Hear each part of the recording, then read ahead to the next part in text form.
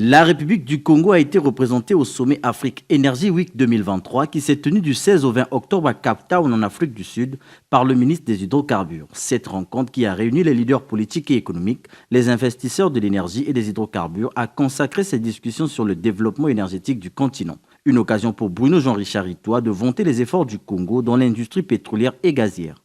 La République du Congo a bien conscience des enjeux. C'est pourquoi nous avons entamé une diversification économique, misant davantage sur le gaz et lançant des projets d'électrification à grande échelle. L'électrification est notre réponse à la pauvreté énergétique. N'oublions pas que l'un des enjeux majeurs de notre croissance économique est la lutte contre la pauvreté énergétique. D'après certaines estimations, parmi les 2,6 milliards d'habitants de notre planète, 900 millions en Afrique sont privés d'accès au gaz domestique, les conduisant à se tourner vers le charbon de bois, contribuant ainsi à la déforestation. De plus, près de 600 millions d'Africains demeurent sans accès à l'électricité.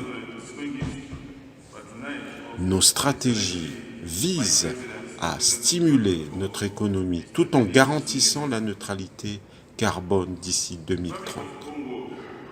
Notre engagement à éliminer le torchage à notre niveau mis en place en 2007 montre notre détermination à créer une filière GNL propre. Et je suis heureux d'annoncer que dès décembre 2023, le Congo exportera son premier méthanier de GNL. Travailler de concert reste donc l'une des options prônées par le ministre congolais des hydrocarbures, lequel soutient son argument par la nécessité de façonner un avenir énergétique propice au peuple et aux économies africaines. Il est de notre responsabilité collective d'unir nos forces pour redéfinir notre palette énergétique. Nous devons privilégier des chaînes de valeur plus performantes, tout en exploitant davantage nos gisements gaziers, sans jamais perdre de vue le rôle fondamental de notre écosystème. Les forêts, en particulier celles des bassins de l'Amazonie, du Congo et du Bornéo-Mékong, jouent un rôle crucial dans la capture du CO2 atmosphérique. Bruno Jean-Richard Itoa a dans la foulée animé une table ronde axée sur le thème « Investir au Congo ». Épaulé par le directeur général de la Société des pétroles du Congo, il a présenté les opportunités dans le secteur des hydrocarbures. Le Congo est dans un processus important de transformation qui va bien au-delà de notre paysage énergétique. C'est presque une révolution économique, une ambition de croissance économique et sociale. Il y a un engagement à construire un avenir partagé. Et vous avez, mesdames et messieurs, l'opportunité d'en être les piliers.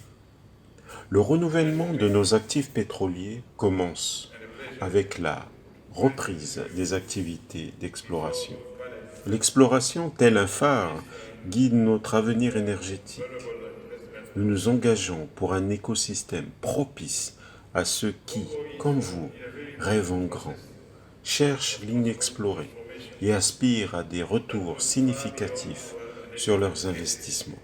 Nos eaux, qu'elles soient profondes ou peu profondes, regorgent de pétrole et de gaz, en attente d'être découverts. Notre ambition ne s'arrête pas à l'exploration. Nous nous efforçons d'améliorer la production de nos champs existants. Nous voyons chaque puits, chaque réservoir comme une opportunité. African Energy Week est un événement annuel qui doit sa tenue à la Chambre africaine de l'énergie. L'année dernière, lors de cette même rencontre, le ministre congolais avait reçu un prix honorifique dénommé Barkindo, une distinction qui porte le nom de l'ancien secrétaire général de l'OPEP, décédé en 2022.